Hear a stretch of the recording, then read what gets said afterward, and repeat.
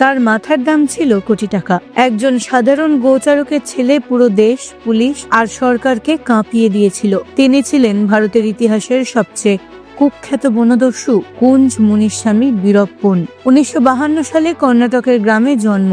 পরিবার ছিল সাধারণ, গবাদি পশু চড়ানো মানুষ। কাকার সঙ্গে কাঠ পাচারের কাজই তাকে অপরাধ জগতে টেনে আনে। মাত্র 14 বছর বয়সে প্রথম হাতি শিকার, 17 বছরেই খুনের অপরাধে দোষী, আর 18 বছর বয়সেই হয়ে যান একদল চোরাচালানকারীর নেতা। এখান থেকেই শুরু তার রক্তাক্ত সাম্রাজ্য।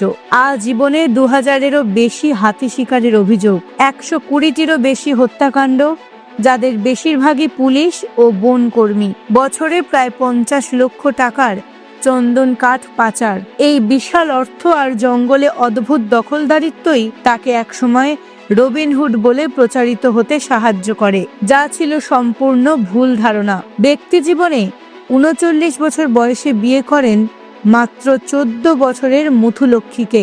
2000 সালে তিনি অপহরণ করেন কর্ণাটকের সুপারস্টার রাজকুমারকে।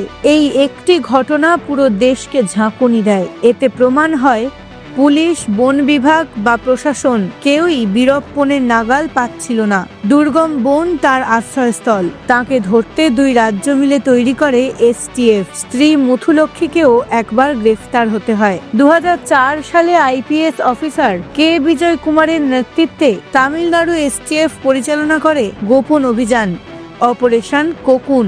একটি অ্যাম্বুলেন্সে পালাতে গিয়ে পুলিশের চালে ধরা পড়ে বীরপ্পন।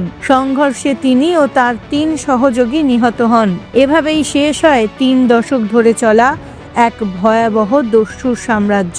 বীরপ্পনের গল্প প্রমাণ করে রাষ্ট্রকে দীর্ঘদিন চ্যালেঞ্জ জানানো যায় না, শেষ পর্যন্ত সিস্টেমই জেতে।